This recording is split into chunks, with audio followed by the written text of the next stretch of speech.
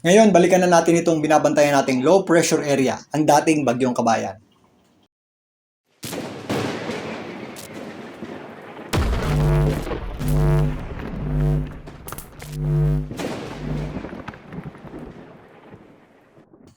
Welcome po muli sa Philippine Weather Trivia. Again, para po sa mga bago sa channel na to, ako nga pala si Alvin Pura, isang meteorologist at ang inyong weather tito.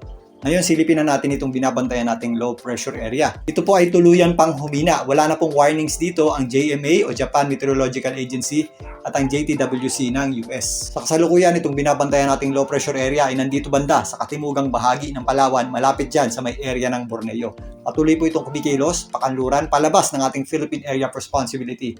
At posibleng bukas yan po ay maaaring nakalabas na sa ating PAR. Sabay po ng paghina nito, nabawasan din po yung ating mga pagulan sa malaking bahagi ng ating bansa.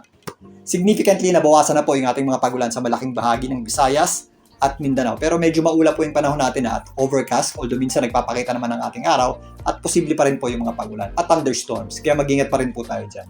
Samantalang kasabay ng pagdaan nitong ating binabantayang low pressure area, ang dating Bagyong Kabayan dito sa katimugang bahagi ng Palawan, medyo mas mataas po ang ating tsansa ng pagulan dyan sa mainland Palawan sa ngayon. Maulap po ang panahon natin at posible po yung mga scattered o kalat-kalat na pagulan at thunderstorms.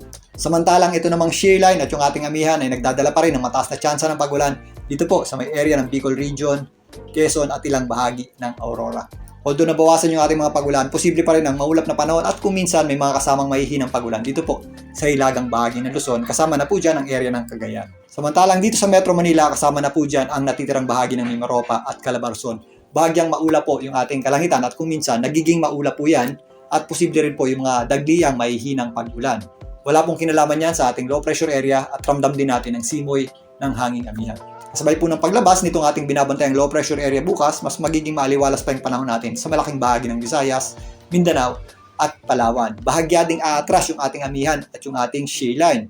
Pero meron tayong inaasahang panibagong pagbugso nito bago pumasok ang weekend. Kung saan magdadala naman ito ng malawakang pagulan dito naman sa eastern section ng northern at central Luzon. Ito pong rain map at isobar sa aking likuran is darating na Friday hanggang Sabado. Napakita dito yung binabantayan nating low pressure area, yung dating Bagyong Kabayan ay malayo na sa ating bansa at wala na po yung magiging direktang epekto. Pero meron yang some sort of indirect effect. So yung daloy po ng ating hangin ay mula high pressure area papuntang mga low pressure system. Yung high pressure area po na malawak dyan sa may area ng China papunta sa area ng Japan ay magsusurge o muling bubugso. Siyempre yung daloy niyan ay papunta dito sa ating binabantayang low pressure area na dating ang Bagyong Kabayan. At again, kung titingnan nyo yung ating isobars o yung ating lines of equal pressure, mas nagiging dikit-dikit po yan sa darating na Biyernes papasok ng weekend. So again, ang ibig sabihin po niyan ay malakas na hangin na magmumula sa ating amihan o northeast monsoon.